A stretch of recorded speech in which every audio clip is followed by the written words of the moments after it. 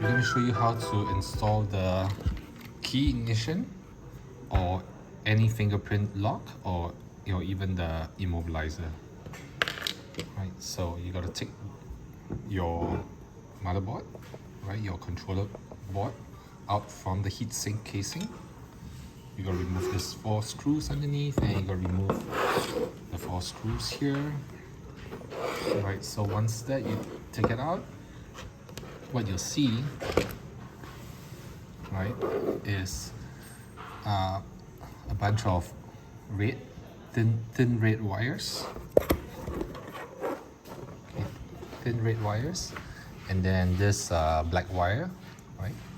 So you go ahead and cut each one at a time, right? Cut this red wire here, right? We have already done up, but let's say you will see that this red wire is connected to this red wire here, okay?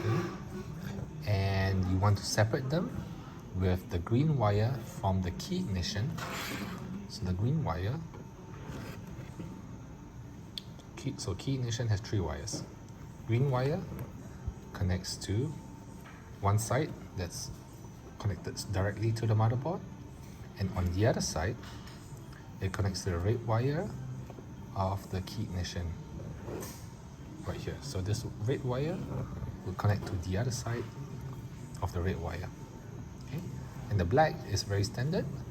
You would solder this black wire to here, okay?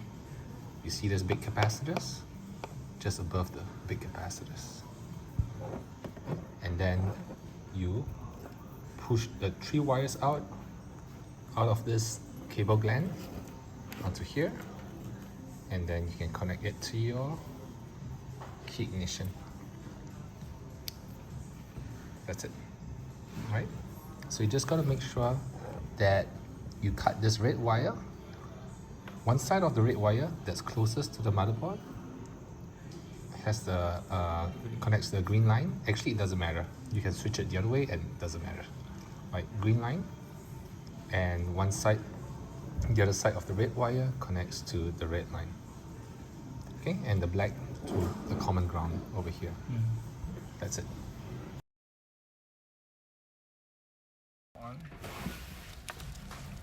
Turn on the key switch. Hold on, then I Using the limited controller. off.